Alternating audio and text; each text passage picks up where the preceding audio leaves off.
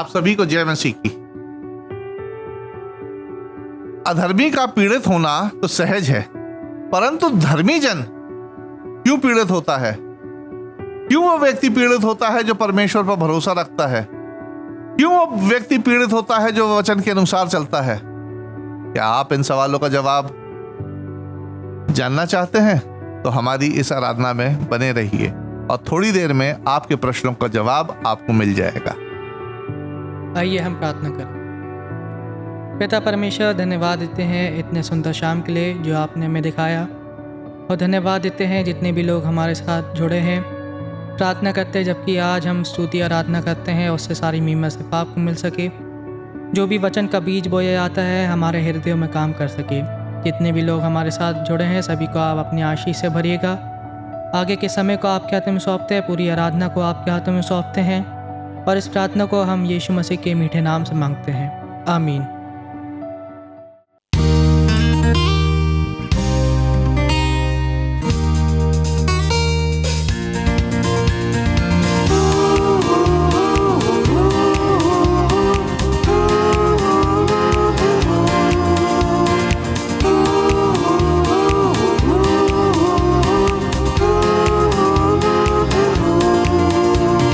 आराधना में है चंगाई, आराधना में है छुटकारा, आराधना में है चंगाई, आराधना में है छुटकारा।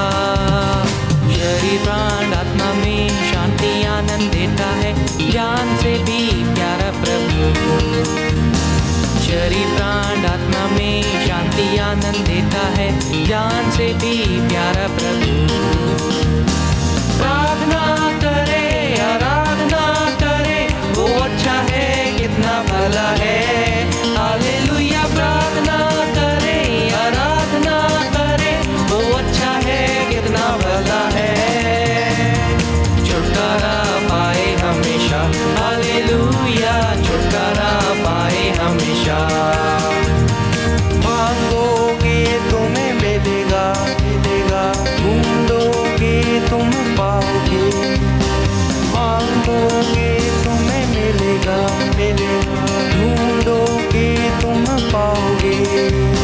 खटखटाओ खुलेगी स्वर्ग की आशीषें, पाओ तुम मुझसे अभी। खटखटाओ खुलेगी स्वर्ग की आशीषें, पाओ तो मुझसे अभी। प्रार्थना करे, आराधना करे, तो अच्छा है, कितना भला है। हालेलुया। प्रार्थना करे, आराधना करे, तो अच्छा है, कितना भला है। छुटकारा पाए हमेशा, हालेलुया, छुटकारा पाए हमेशा।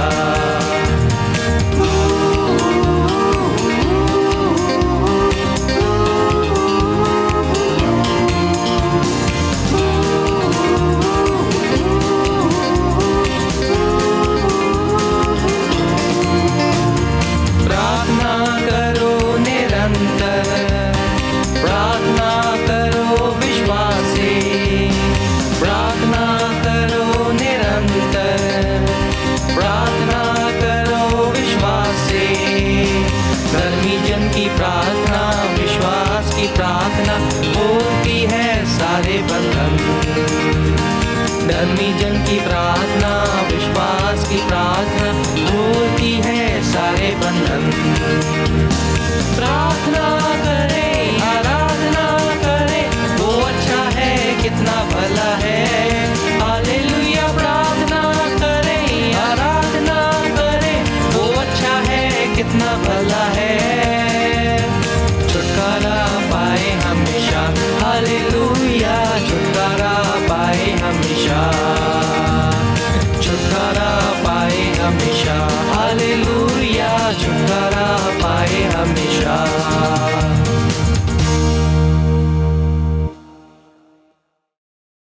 अक्सर हर रविवार को हर कलीसिया का ज्यादा से ज्यादा समय प्रार्थना में ही बीतता है।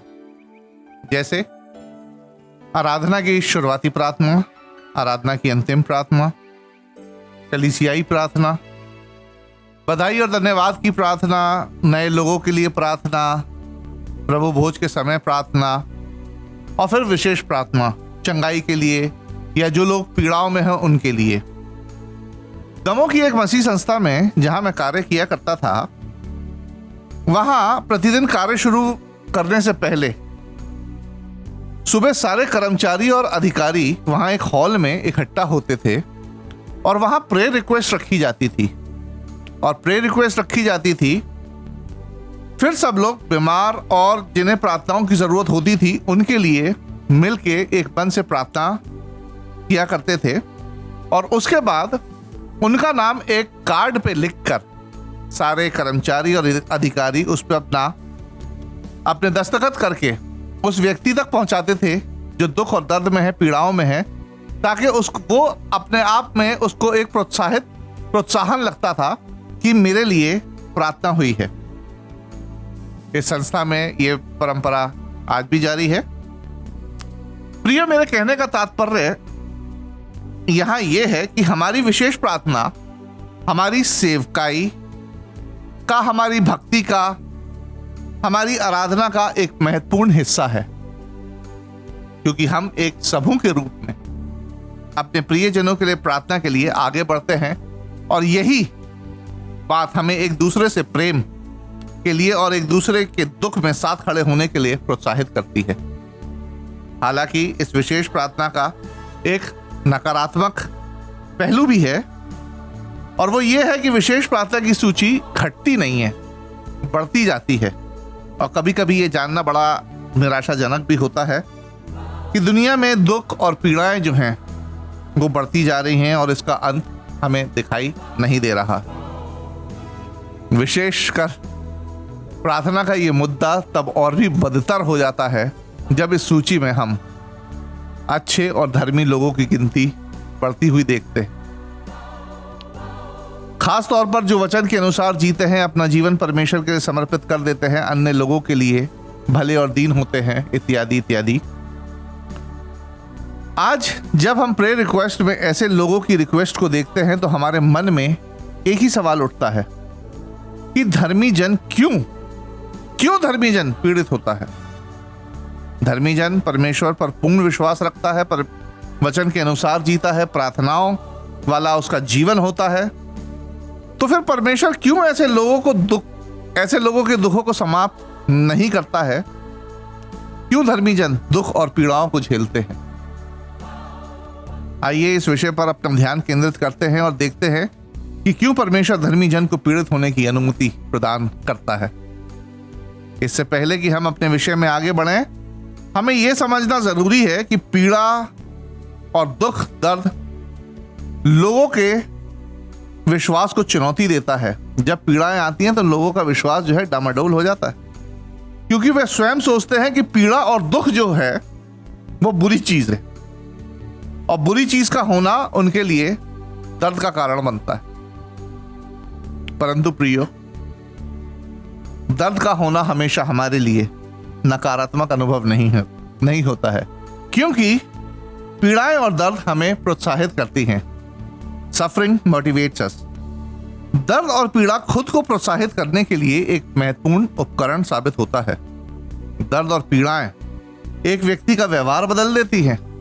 कितने बड़े से बड़ा घमंडी व्यक्ति हो, वह जब उसको पीड़ा होती है, दुख होता है, तो उसका व्यवहार जो है नर्म हो जाता है। दर्द और पीड़ाएं हमारी आंखें खोल देती हैं और हम अपने जीवन को और अधिक स्पष्टता से देखने लगते हैं, और जीवन में हम अपनी प्राथमिकताओं को ज्यादा अधिक मूल्य देते हैं। हमारी प्राथमिकताएं क्या है, हम उन पे विचार करने लगते हैं। उदाहरण के तौर पे मैं आपको बताना चाहता हूं कि एक व्यक्ति है, अगर उसे मालूम है कि वो 3 महीने बाद मरने वाला है, उसे कोई ऐसी बीमारी है कि वो 3 महीने बाद मरने वाला है, तो 11 महीने बाद आने वाले क्रिसमस के लिए वो अपनी तैयारी नहीं करेगा। वो अपनी प्राथमिकताएं देखेगा कि उसकी प्राथमिकताएं क्या हैं, उसे क्या सबसे पहले करना है। दर्द और पीड़ाएं हमें यह एहसास कराती हैं कि हम हैं ही क्या।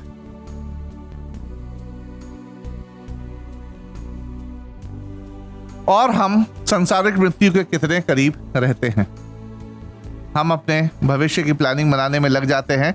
जैसे लूका रचित सुसमाचार में एक व्यक्ति ने बहुत बड़ी बड़ी प्लानिंग बनाई, जो पाया जाता है उसके 12वें अध्याय और 16वीं आयत में जब हम पढ़ते हैं कि यीशु मसीह दृष्टांत देते हैं। एक अमीर व्यक्ति है, उसको बहुत बड़ा लाभ हुआ है और वो कहता है कि मैं अपने आप बाड़े जो है मैं बढ़ाऊंगा, क्योंकि मेरे पास बहुत संपत्ति हो गई है, और अपने प्राण से कहूंगा खा पी मस्त रहे, तेरे पास बहुत वर्षों के लिए पैसा है। प्रियो, ऐसे व्यक्ति को लोग बाग संसार में क्या कहेंगे? ऐसे व्यक्ति को कहेंगे सक्सेसफुल मैन। अगर हम किसी से पूछे कि सक्सेसफुल आदमी की परिभाषा क्या होती है, तो हमारे सामने उत्तर के रूप में जो चीजें आएंगी वो ये होगा कि सक्सेसफुल मैन वो होता है जिसके पास धन दौलत है, जिसके पास शोहरत है, नाम है, रसूख वाला है, जिसके बच्चे अच्छे पढ़ लिख गए, जिसका परिवार बहुत अच्छा है, समाज में उसकी इज्जत है। सांसारिक तौर पे ये आदमी, ऐसा व्यक्ति सक्सेसफुल है। लेकिन जब हम आगे पढ़ते हैं तो ऐसा सक्सेसफुल आदमी परमेश्वर की नजर में क्या है? मूर्ख है। संसार की नजर में जो सक्सेसफुल है, परमेश्वर की नजर में वो मूर्ख है, क्योंकि उसे अगले पल का उसको एहसास नहीं है कि वो कब पीड़ाओं में, कब दुख और दर्द में पड़ जाएगा और कब मृत्यु को प्राप्त हो जाएगा। आज शायद हमारा सामना या आपका सामना पीड़ा से, मृत्यु से ना हुआ हो, या कोई ऐसी भारी भरकम पीड़ा, दुख, दर्द से आपका सामना ना हुआ हो, परंतु आज इस महामारी ने हम सबको झंझोड़ के रख दिया है। आज जब हम सुबह उठते हैं, अपने सोशल नेटवर्क अकाउंट्स को देखते हैं, व्हाट्सएप पे देखते हैं, फेसबुक पे देखते हैं और देखते हैं कि अरे ये व्यक्ति मर गया, तो हमारे मुंह से निकलता अरे कल तो हमने इससे बात की थी, कल तो हम इससे मिले थे, ये क्या हुआ? ऐसा कोई दिन नहीं जाता जिस दिन हम रेस्ट इन पीस रिप का मैसेज न डालते हो अपने फेसबुक पे या व्हाट्सएप पे। इस महामारी ने हमें झंझोड़ के रख दिया और यह एहसास दिला दिया कि हम हैं ही क्या, हम मृत्यु को कितने करीब रहते हैं। दर्द और पीड़ाएं हमें यह एहसास कराती है कि हम हैं ही क्या। प्रियो, पीड़ाओं के क्षण में अक्सर जीवन, मृत्यु और उसके बाद के सवालों के जवाब को हम तलाशने लगते हैं। उदाहरण के तौर पर अगर हम देखें अय्यूब, यदि अय्यूब दर्द और पीड़ाओं में ना होता तो शायद उसे उन सवालों का जवाब नहीं मिलता जो दर्द और पीड़ाओं के कारण उसने परमेश्वर से पूछे थे। यह दुखी है जो अधिकांश लोगों को परमेश्वर उसकी इच्छा और जीवन में उसकी उपस्थिति को खोजने के लिए प्रोत्साहित करता है। ये दुखी है, ये पीड़ाएं ही हैं, ये दर्द और पीड़ाएं ही हैं जो हमें एक आयाम से दूसरे आयाम में सोचने के लिए प्रोत्साहित करती हैं, from one dimension to other dimension, कि मृत्यु के बाद हमारा क्या होगा। तो परमेश्वर धर्मी जन को पीड़ित होने की अनुमति देता है, क्योंकि पहला पॉइंट हमने देखा, क्योंकि पीड़ाएं और दर्द प्रोत्साहित करती हैं। और दूसरी बात हम देखते हैं कि पीड़ाएं हमें सहानुभूति देने में सक्षम बनाती हैं। यहां सहानुभूति का मतलब खुद के दर्द को समझना नहीं है, बल्कि दूसरों की पीड़ाओं को समझना है कि दूसरे जब पीड़ा में और दर्द में होते हैं तो उन्हें कैसा लगता है। इसका जीता जागता एक उदाहरण है होशे नबी। परमेश्वर को कितनी पीड़ा हुई होगी जब उसके अपने लोग दूसरे देवी देवताओं के आगे परमेश्वर को, उसकी प्रतिज्ञाओं को तथा उसके उपकारों को पैरों तले रौंदते होंगे। परमेश्वर ने इजराइलियों को यह बात पहुंचाने के लिए होशे को चुना और उसको कहा कि वो एक वेश्या से विवाह कर ले। वो वेश्या बाद में विश्वासघाती साबित हुई। परमेश्वर ने होशे को उसी पीड़ा से अवगत कराया जिस पीड़ा से परमेश्वर गुजर रहा था, ताकि होशे नबी को सहानुभूति का एहसास हो कि परमेश्वर को इजराइल के प्रति कैसा लगता होगा। और उसी फीलिंग से, सहानुभूति से होशे ने परमेश्वर की बात इजराइलियों के आगे रखी। मुझे उन लोगों की पीड़ाओं का पता नहीं था जिनके फॉल्स लेग होते हैं, फॉल्स हाथ होते हैं, या जिनके शरीर में भारी उपकरण लगे होते हैं। एक एक्सीडेंट ने मेरे अंदर एक छोटी सी प्लेट, यहाँ उस एक्सीडेंट की वजह से मेरे यहाँ एक छोटी सी प्लेट लगी है, और जब वो मुझे प्लेट लगी और जब उसकी पीड़ाएं मैंने सही, तब मुझे एहसास हुआ कि मुझे तो इतनी सी प्लेट लगी है, लेकिन जिनके शरीर में, जिनका शरीर भारी उपकरणों से भरा हुआ है, एक नहीं 2 प्लेटें, 3 प्लेटें, रॉड्स लगी हैं, फॉल्स लेग लगे हैं, फॉल्स हाथ लगे हैं, उनका क्या होता है? प्रियो, बाइबल हमें बताती है कि यीशु मसीह ने भी दर्द और पीड़ाओं को सहा, उसके बाद ही वह हमारा मुक्तिदाता बना। दर्द और पीड़ाओं सहने के बाद ही वो हमारा मुक्तिदाता बना, ताकि स्वयं यीशु मसीह भी हमारे दर्द और पीड़ाओं के प्रति सहानुभूति रखे। इब्रानियों का लेखक ने इस बात को बड़ी अच्छी तरह समझाया है, जो पाई जाती है इब्रानियों उसका 2 अध्याय और उसकी 17वीं और 18वीं आयत, जो इस प्रकार से लिखा है यहाँ, इस कारण उसको चाहिए था कि सब बातों में अपने भाइयों के समान बने, जिससे वह उन बातों में जो परमेश्वर से संबंध रखती हैं एक दयालु और विश्वास योग्य महायाजक बने, ताकि लोगों के पापों के लिए प्रायश्चित करे। क्योंकि जब उसने परीक्षा की दशा में दुख उठाया तो वह उनकी भी सहायता कर सकता है जिनकी परीक्षा होती है। प्रियो, कई बार पीड़ाएं और दुख, दर्द अच्छे होते हैं, क्योंकि इसी दर्द के कारण हम कई बार उनके करीब आ जाते हैं जो स्वयं पीड़ाओं में और दर्द में होते हैं। हमारा हृदय उनके लिए प्रार्थना करने के लिए उभरता है।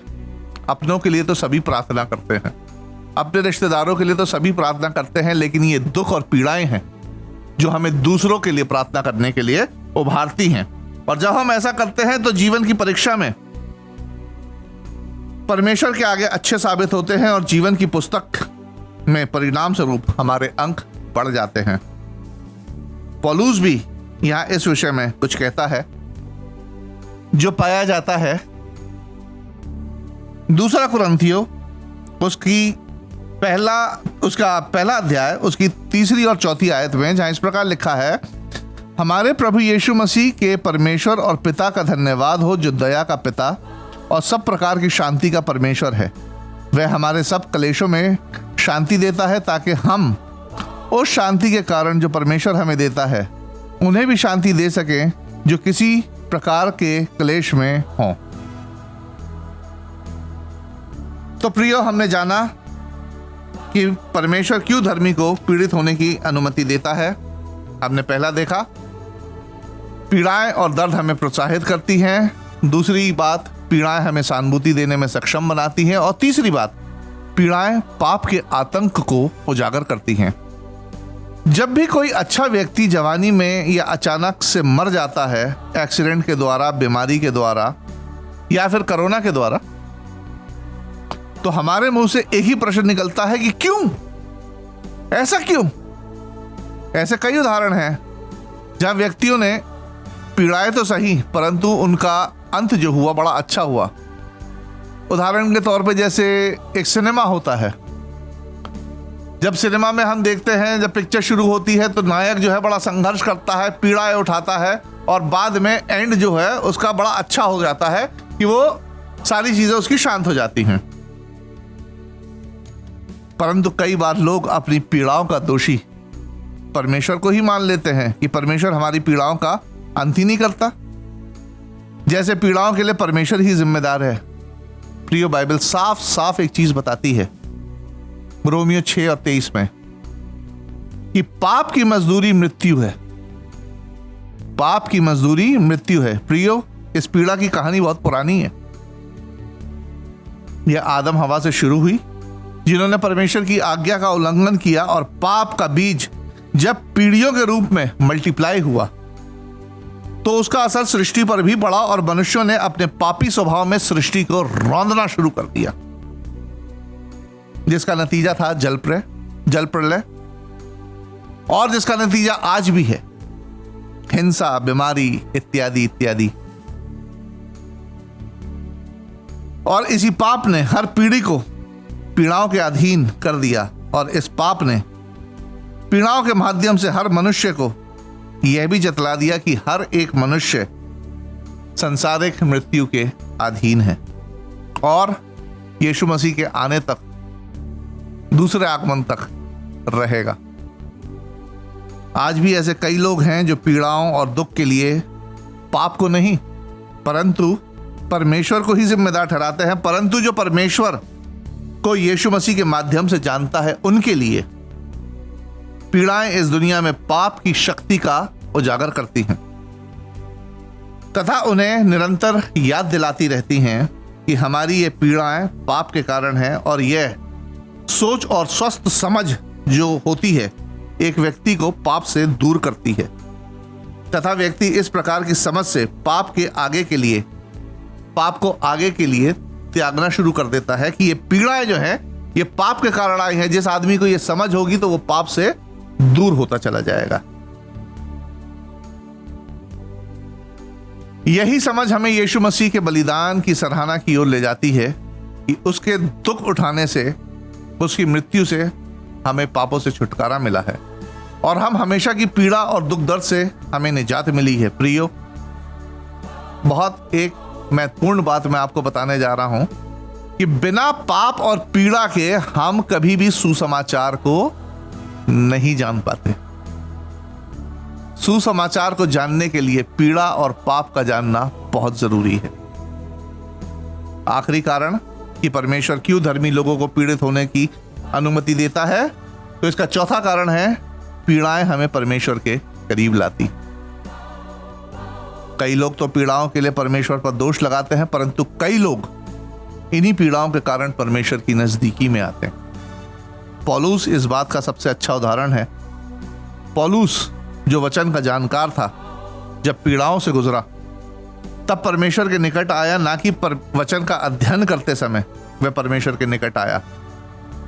उसने परमेश्वर से विनती करी कि जो कांटा उसे चुभाया गया है उसे निकाल दे। तब परमेश्वर ने, आपको मालूम है उसे क्या जवाब दिया? पौलुस, मेरा अनुग्रह ही तेरे लिए बहुत है, क्योंकि मेरी सामर्थ निर्बलता में सिद्ध होती है। माई grace is sufficient for you. 2 कुरिन्थियों 12 उसका 7 और 9। पौलुस अपनी पीड़ाओं से छुटकारा पाना चाहता था जो उसके कार्य में बाधा उत्पन्न कर रही थी, परंतु परमेश्वर कहता है कि उसकी कमजोरी और परमेश्वर पर उसकी अधिक निर्भरता ज्यादा अच्छी है। प्रियो, पौलुस की यह घटना इस तथ्य को उजागर करती है कि यदि मनुष्य को अकेला छोड़ दिया जाए तो वह अपने मानव स्वभाव में अकेला ही आगे बढ़ना चाहता है और बढ़ता भी है। ये उसके घमंड को उजागर करते हैं। आगे जाके वो गड्ढे में गिर जाता है। आगे जाके वो बिना परमेश्वर की निर्भरता के उसका गिरना निश्चित ही है। आज परंतु पीड़ा किसी भी रूप में जब आती है तो वह व्यक्ति को परमेश्वर के पास खींच ले आती है और पीड़ा में मनुष्य परमेश्वर पर निर्भर हो जाता है।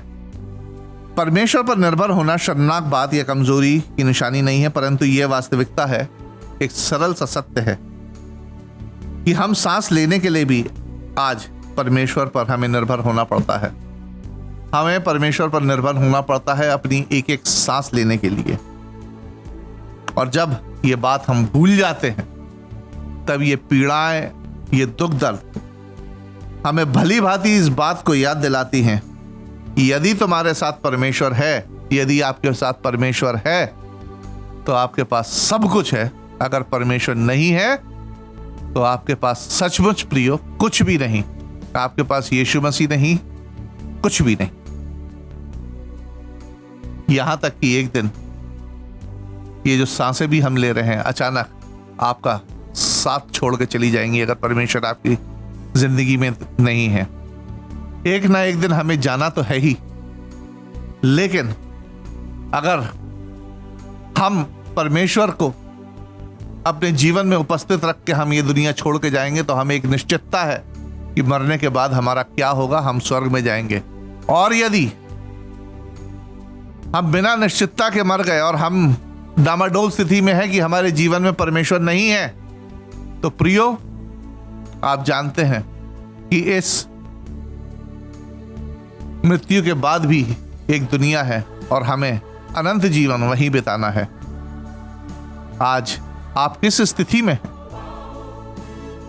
क्या आपकी पीड़ा आपको गुस्सा दिला रही है, या आप पीड़ा के कारण अपनी आशा को खोते जा रहे हैं?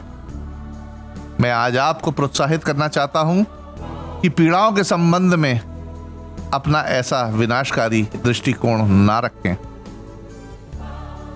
आज प्रभु यीशु मसीह आपको आमंत्रित करता है मत्ती 11, 28 और 30वीं आयत के वसीले से, जहां लिखा है कि हे बोझ से दबे लोगों, मेरे पास आओ, मैं तुम्हें विश्राम दूंगा।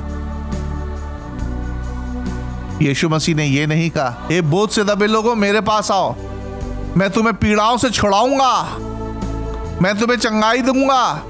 यीशु मसीह चंगाई देता है, लेकिन उसने वादा किया है कि मैं तुम्हें विश्राम दूंगा। वो विश्राम जो संसार हमें नहीं दे सकता, वो विश्राम जो अनंत जीवन का विश्राम है। यीशु मसीह ने प्रतिज्ञा की है कि हे बोझ से दबे लोगों मेरे पास आओ, मैं तुम्हें विश्राम दूंगा। यीशु मसीह के माध्यम से परमेश्वर की निकटता में आइए और अपनी भौतिक और आत्मिक पीड़ाओं को यीशु मसीह के हाथ में दे दीजिए, क्योंकि उसे आपका ध्यान है। और यीशु मसीह का वादा है कि वे आप की पीड़ाओं में आपको विश्राम देगा। परमेश्वर अपने वचन पर आशीष दे। आइए हम प्रार्थना करें। धन्यवाद धन्यवाद धन्यवाद जीवित महान सर्वशक्तिमान पिता परमेश्वर, प्रभु यीशु मसीह के नाम में आज की संध्या तेरे सम्मुख आई हूँ मेरे खुदावंद, और धन्यवाद देती हूँ आज के दिन के लिए, पूरे दिन के लिए, आज की संध्या के लिए धन्यवाद देती हूँ मेरे खुदावंद, आज की आराधना के लिए धन्यवाद, तेरे अनुग्रह के लिए धन्यवाद मेरे खुदावंद, जो तूने हमें ऐसा मौका दिया है मेरे खुदावंद कि हम तेरी उपस्थिति में बैठने पाए। धन्यवाद देती हूँ मेरे खुदावंद, आज की आराधना में स्तुति गीत के लिए धन्यवाद देती हूँ मेरे खुदावंद, स्तुति रूपी भेंट तुझको ग्रहण योग्य होवे। धन्यवाद देती हूँ मेरे खुदावंद आज के वचन के लिए, जो वचन बोया गया है मेरे खुदावंद लोगों के हृदय को छूने पाए पिता परमेश्वर। धन्यवाद धन्यवाद देती हूँ हर एक बातों के लिए, जितने भी लोग अभी देख रहे हैं मेरे खुदावंद और आने वाले समय में वचन को सुनेंगे मेरे खुदावंद, तेरा वचन लोगों के हृदय में काम करने पाए मेरे खुदावंद, और जितने लोग सुनते हैं मेरे खुदावंद तेरे वचन अनुसार अपने जीवन को चलाने पाए। प्रभु दया और अनुग्रह चाहते हैं मेरे खुदावंद, क्योंकि तू दयालु अनुग्रहकारी है मेरे खुदावंद। पिता परमेश्वर एक एक लोग तेरे वचन अनुसार अपने जीवन को चलाने पाए, तेरे नजदीकी में आने पाए पिता परमेश्वर, और उद्धार के जीवन को चखने पाए मेरे खुदावंद, उद्धार को पाने पाए मेरे खुदावंद, और अनंत जीवन के वारिस होने पाए। प्रभु धन्यवाद देती हूँ मेरे खुदावंद इस संकट के समय में पिता परमेश्वर, जबकि पूरे विश्व में घोर महामारी है मेरे खुदावंद, ऐसे समय में तूने हमें ऐसा सौभाग्य दिया है मेरे खुदावंद कि तेरी सेवकाई के लिए हम आने पाए। प्रभु धन्यवाद देते हैं। मैं प्रार्थना करती हूँ विशेष रूप से पूरे विश्व के लिए मेरे खुदावंद, जबकि विश्व इस महामारी से जूझ रहा है मेरे खुदावंद, हर एक पर अनुग्रह और दया को चाहते हैं। अपने देश के लिए भी विशेष रूप से प्रार्थना करती हूँ मेरे खुदावंद, इस देश पर अनुग्रह कर मेरे खुदावंद, जबकि लोग नाना प्रकार से मेरे खुदावंद परेशानियों में, इन हालातों में किस तरह से जीवन यापन कर रहे हैं तू देख रहा है मेरे खुदावंद। पिता परमेश्वर कोरोना के चलते बहुत से लोग अस्पतालों में है मेरे खुदावंद, उन पर दया और अनुग्रह कर प्रभु, सही समय पर सही इलाज मिलने पाए। प्रभु जितने लोग घर में रह के इलाज ले रहे हैं मेरे खुदावन, उन तक भी सही इलाज पहुंचने पाए। प्रभु तेरी दया चाहते प्रभु पिता परमेश्वर, इस कोरोना के चलते बहुत से प्रिय लोगों ने अपने प्रिय लोगों को खोया है मेरे खुदावन, वो बेचैन है प्रभु। ऐसे सभी परिवारों को अपनी शांति जो हमारी समझ से परे है, एक एक परिवार को प्रदान करिए प्रभु। प्रार्थना करते हैं उन लोगों के लिए, विशेष रूप से डॉक्टर्स के लिए मेरे खुदावन, सिस्टर्स के लिए, कर्मचारियों के लिए, जो मेरे खुदावन अपनी स्वास्थ्य सेवाओं को प्रभु अपनी जान को जोखिम में डाल कर दे रहे हैं प्रभु। हर एक की रक्षा और रखवाली करिए प्रभु, हर एक को नाम बनाम आशीष दीजिए, उनके परिवारों को संभालिए प्रभु। प्रार्थना करते हैं विशेष रूप से प्रशासनिक अधिकारियों के लिए, मेरे खुदावंद कर्मचारियों के लिए जो स्थिति को नियंत्रण करने में लगे हुए हैं प्रभु, उनकी भी रक्षा और रखवाली करिए। प्रार्थना करती हूँ इस देश के प्रधानमंत्री के लिए मेरे खुदावंद, सभी मुख्यमंत्रियों के लिए मेरे खुदावंद, जबकि अपनी देश में स्थिति कंट्रोल करने के लिए जो भी निर्णय लेते हैं मेरे खुदावंद, सब तेरी ओर से है प्रभु। हम जानते हैं पिता परमेश्वर, हम पापी हैं, पूरे मानव जाति ने पाप किया है मेरे खुदावंद। पिता परमेश्वर, अपने लोगों के प्रभु पापों को क्षमा कर प्रभु, अनुग्रह और दया को कर प्रभु। तू कृपालु है, दयालु है, अनुग्रहकारी है मेरे खुदावंद, विलंब से कोप करने हारा है मेरे खुदावंद। सारे लोगों के पापों को क्षमा कर प्रभु, जो जाने अनजाने में लोगों से हो जाते हैं और हुए हैं मेरे खुदावंद। आज की संध्या विशेष रूप से प्रार्थना करती हूँ, हर एक को क्षमा कर प्रभु। पिता परमेश्वर, आज की आराधना के लिए धन्यवाद, तेरी उपस्थिति थी इस आराधना में प्रभु, धन्यवाद देती प्रभु। पिता परमेश्वर, सारी बातों को तेरे हाथ में सौंप देती हूँ पिता परमेश्वर। आने वाले समय में भी पिता परमेश्वर, जितने भी लोग हैं, हर एक को नाम बनाम तेरे हाथों में सौंप देती हूँ प्रभु। हर बात के लिए धन्यवाद देती हूँ प्रभु। सारा आदर, गौरव, महिमा तुझको देते हुए इस विनती को प्रभु यीशु मसीह के प्यारे, पवित्र और मीठे नाम में मांग, आमीन। अगले रविवार हम फिर आपके मध्य में स्तुति, आराधना और वचन के साथ हाजिर होंगे। तब तक के लिए जय मसीह।